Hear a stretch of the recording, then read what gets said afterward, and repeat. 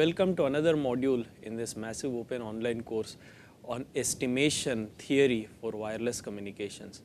So far we have looked at the maximum likelihood estimate, which is the sample mean for a simple example of a wireless sensor, and with n observations we have looked at the maximum likelihood estimate, and we have looked at the properties of the maximum likelihood estimate, that is the mean and the variance of the maximum likelihood estimate, and we have seen some interesting properties of this maximum likelihood estimate. Today what we are going to do is we are going to explore this maximum likelihood estimate further.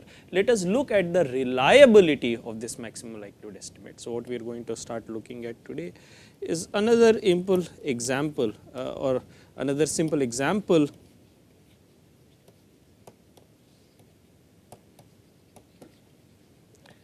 we are going to explore the reliability of this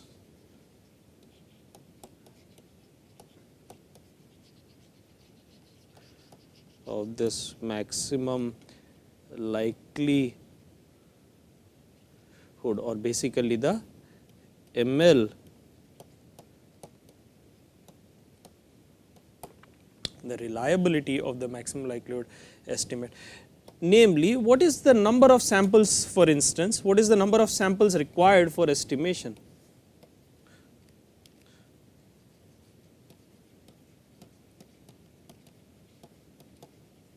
Number of samples or number of observations? Number of observations n required for estimation of a particular accuracy. So what we are going to start addressing today is what is this number of, how do we decide the number of samples required for estimation, that is how do we choose this number of samples capital N that is required for estimation to achieve a certain degree of reliability, that is how do we decide the reliability of this maximum likelihood estimate. And it is not an easy task, because we said that this maximum likelihood estimate H hat is random in nature. So it is quite challenging, and we are going to look at how to decide the number of samples n that is required. So basically the approach that we are going to employ is basically one that involves the probability. Yeah. So we are going to choose, so we are going to address, so we can formulate this question in this fashion. We are going to ask the question, what is the number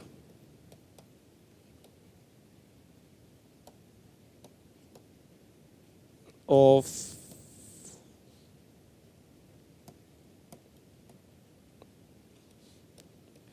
observations, what is the number of observations n that is required, so that the probability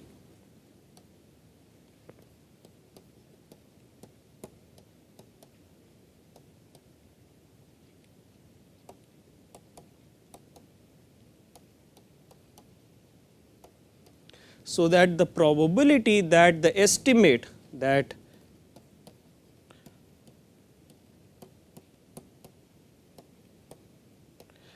the estimate H hat lies within sigma by 2,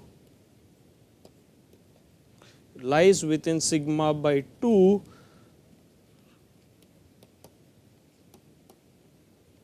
of the true parameter,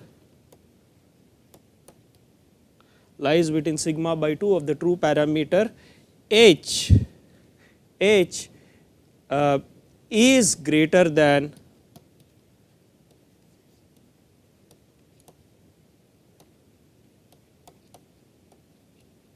is greater than 0.9999, or basically 99.9% reliability. One can also call this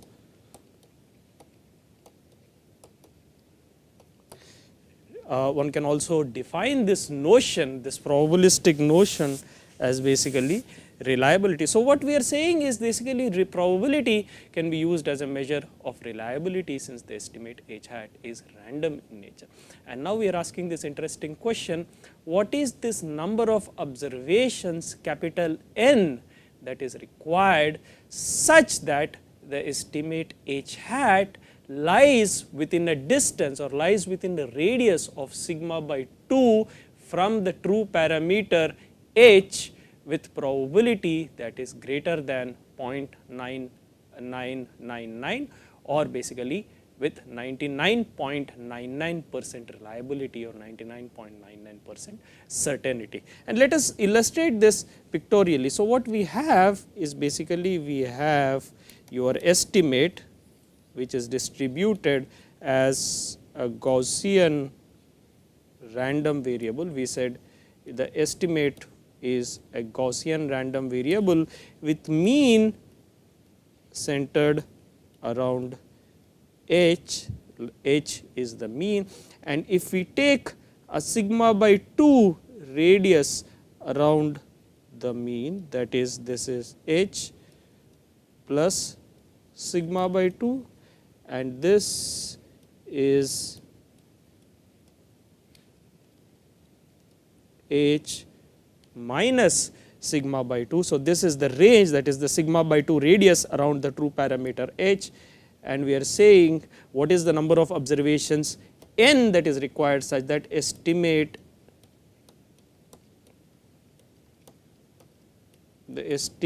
h hat lies in this range with 99.99% certainty, or with 99 lies in this range with probability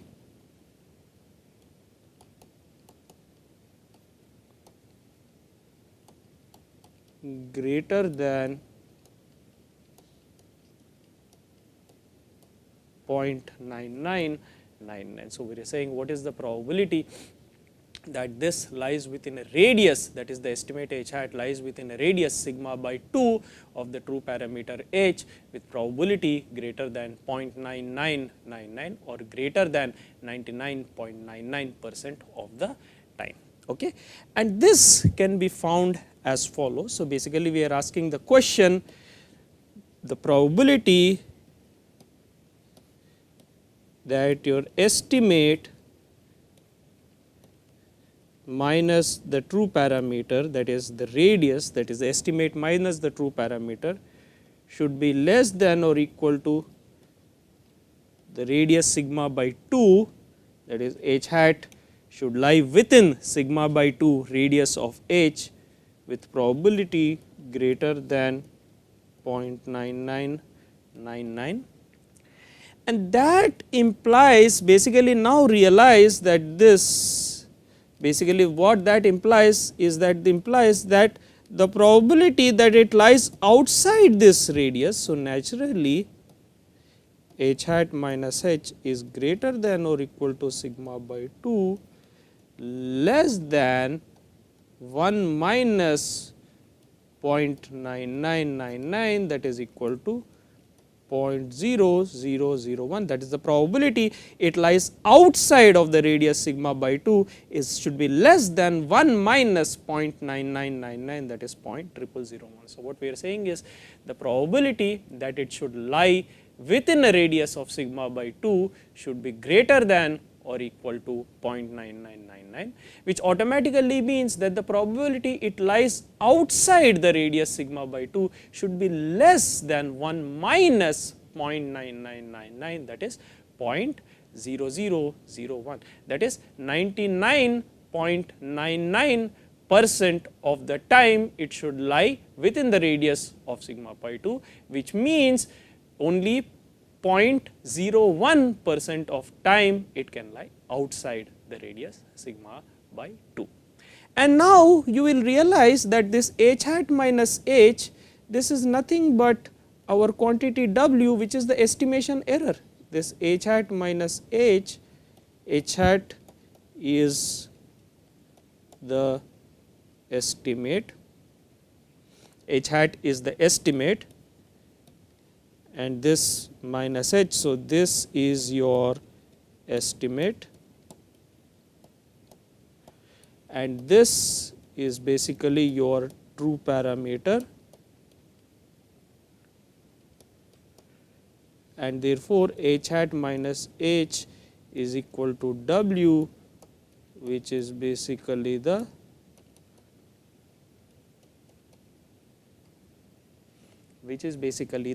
estimation error.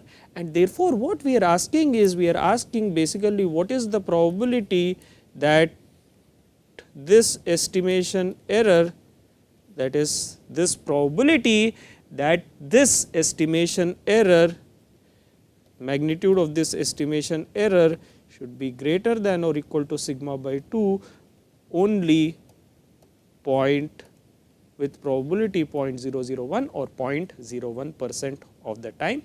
And now realize something important. We said that the estimate h is Gaussian with mean h and variance sigma square divided by n. Remember, yesterday we derived two important properties of the maximum likelihood estimate in the previous module. That is, we said h hat is an unbiased estimate, which means expected value of h hat is h, that is h hat is Gaussian distributed with mean h, and it has a variance equal to sigma square divided by n.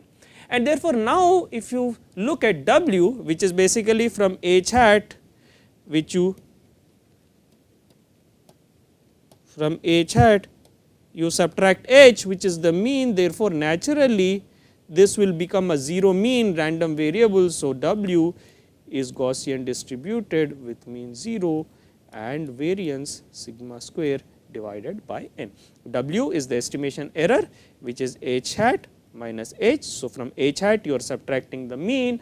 Therefore, W is Gaussian distributed with mean 0 and variance, that is, if you subtract the mean from a random variable, you get a 0 mean random variable. Therefore, W, which is the estimation error, is 0 mean and has a variance sigma square divided by n. This is Gaussian in nature.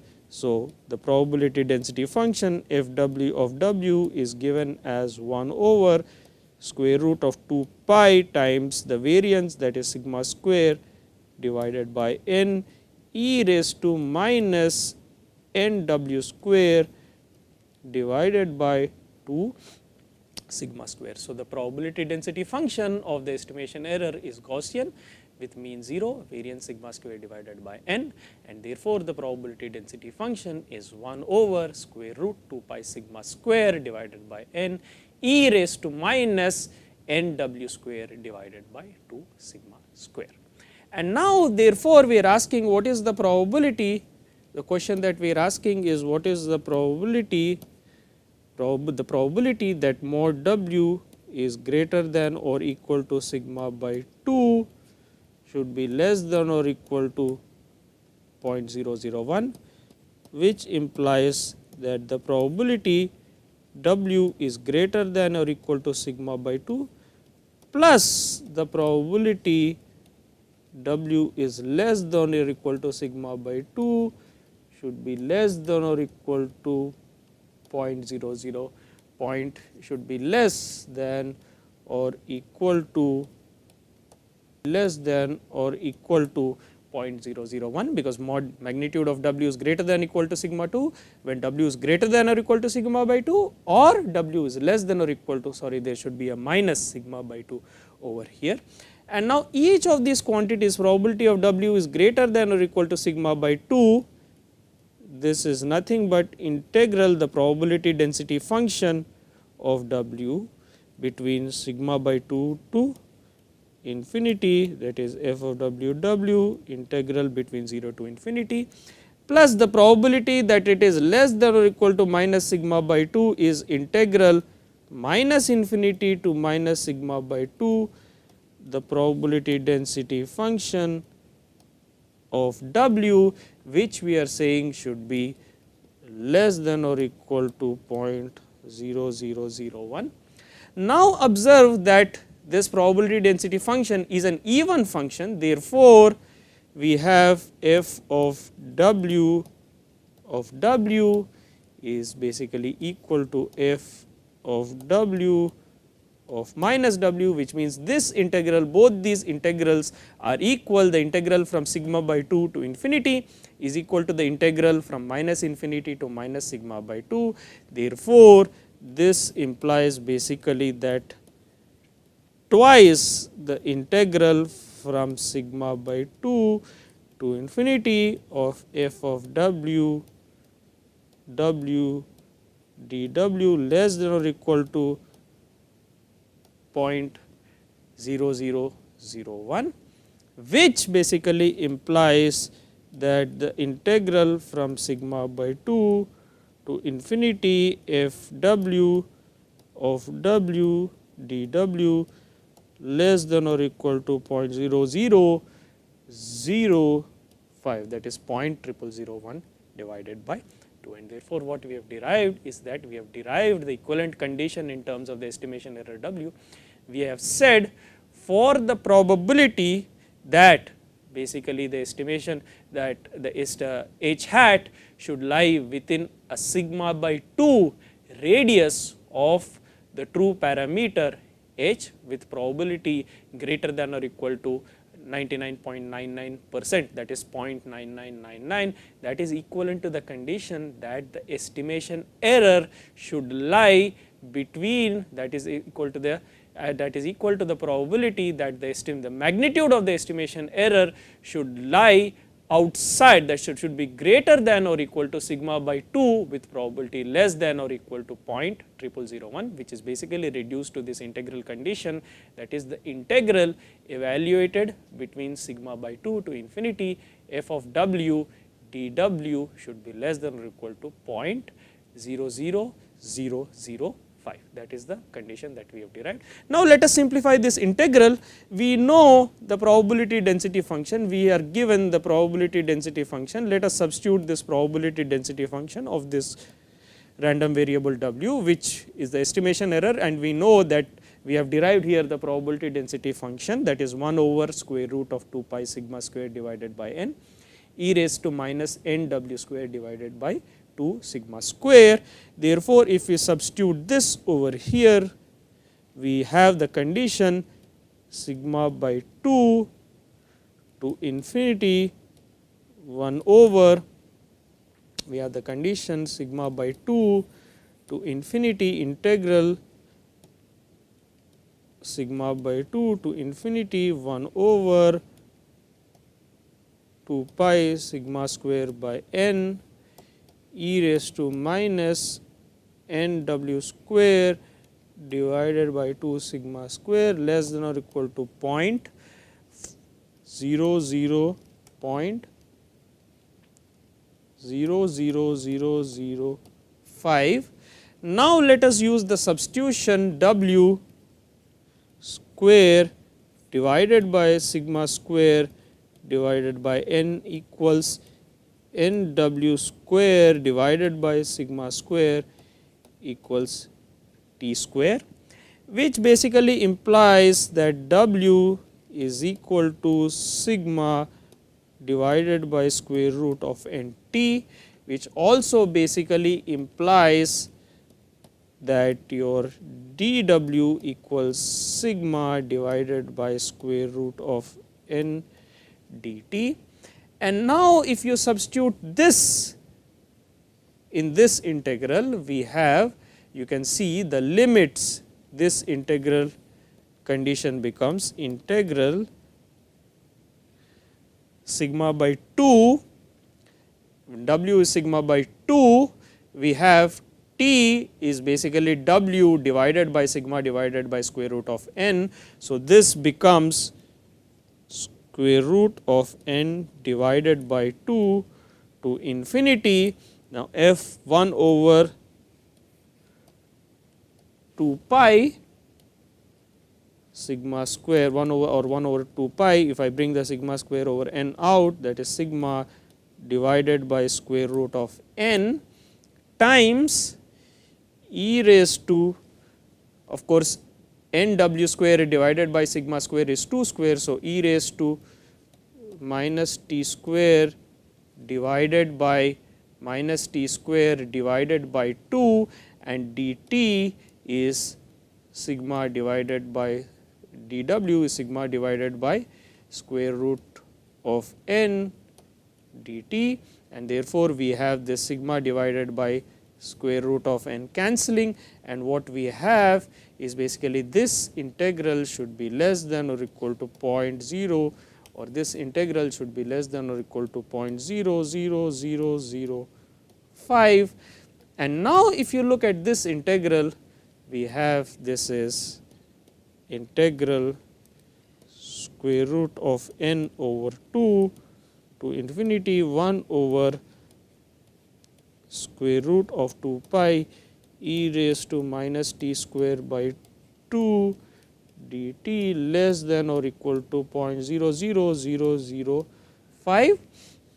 And therefore, now if you look at this, this is a well known standard integral. So, what we have is this condition, that is integral square root of n over 2 to infinity 1 over square root of 2 pi e raised to minus t square by 2 dt should be less than or equal to 0.00005. Now, this integral is a standard integral. If you look at this probability density function, that is 1 over square root of 2 pi e raised to minus t square divided by 2, that is the probability density function of a standard normal variable or a standard Gaussian variable with mean 0 and variance 1. So, if you look at this 1 over 2 pi e raised to minus t square by 2, this is the PDF of a standard, this is the PDF of a standard Gaussian RV with mean 0, variance 1, that is n 0 comma n 0 comma 1, which implies, and therefore, this integral has a standard definition. This integral is known as q of x, that is q of x is defined as the Gaussian q function, which is integral x to infinity 1 over square root of 2 pi e raised to minus t square by 2 dt, which is the probability, which is basically the probability that your standard Gaussian random variable t is greater than or equal to x. This is the probability that your standard Gaussian random variable t, which is Gaussian mean 0, variance Gaussian with mean 0 and variance 1 is greater than or equal to x. This is the q function. The q function is defined, q of x is the probability that the Gaussian random variable with mean 0 and variance 1 is greater than or equal to x, or basically lies between the interval x to infinity, which is the integral from x to infinity 1 over square root of 2 pi e raised to minus t square divided by 2 dt. And therefore, now if you look at this integral over here is nothing but q of square root of n divided by 2. This is the q function. From here we are replacing x by square root of n by 2. Therefore, we have this reduces to the standard condition that q of square root of n by 2 has to be less than or equal to 0.00005, which implies basically now I can simplify it in terms of the Gaussian q function, square root of n by 2 is greater than or equal to, q function is a decreasing function, is greater than or equal to q inverse of 0.00005, which implies basically n has to be greater than equal to 2 q inverse 0.0005 the whole square is basically equal to 60.54 samples or observations. Therefore, what the result that we have is n, since n is an integer, n has to be greater than or equal to 61 observations, and this is an interesting result. What we have demonstrated here is basically to have a reliability of 99.99%. Right. So, what is the definition of reliability? The reliability here is that we want the estimate h hat to lie within a sigma by 2 radius of the true parameter h, and what we are saying is, if that has to happen with a probability greater than greater than equal to 99.99%, or the probability greater than or equal to 0.9999, then the minimum number of samples capital N that is required is basically your 61 samples. So, 61 samples are required, which is the minimum number of samples that is required. And now this, the q function, this expression for this q function can be simplified a little bit further, because there is no closed form expression for the q function. One can approximate the q function as follows. So, q of x can be approximated, which we will employ frequently, minus half e to the power of minus half x square, which means, so this is an approximation for your q function. So, this is the approximation for the q function.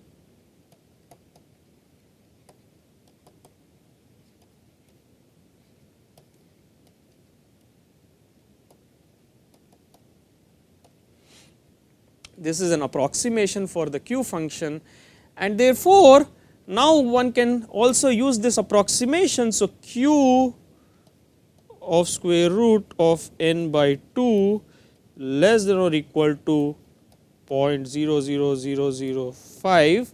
Now, q of square root of 2 I can approximate it, which implies your approximation half e power minus half x square, that is half e raised to minus half square root of n by 2 whole square, that is n by basically 4 must be less than or equal to 0.00005, which basically implies that taking log on both sides, minus n divided by 8 less than or equal to log to the base e or log natural of twice 0.00005, which is 0.0001, which means, which basically implies your n is greater than or equal to minus 8, because there is a negative sign, the equality gets reversed, n is greater than or equal to minus 8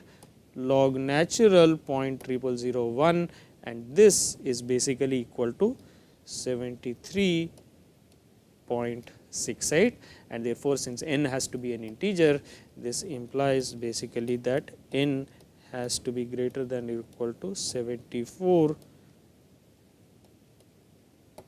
n has to be greater than or equal to 74 samples, which is again an interesting result. So, we have used this approximate, we have got this approximate value of n using the approximation for the q function, which we will also employ frequently in this course, because there is no closed form expression for the q function, and we will have to use the q function quite frequently to calculate the reliability of the estimate. So, what we have illustrated now is we have illustrated an interesting example. For instance, in the context of a wireless sensor network, we have seen that a sensor node can keep receiving observations, and based on these observations we compute the likelihood function. From the likelihood function we compute the maximum likelihood estimate.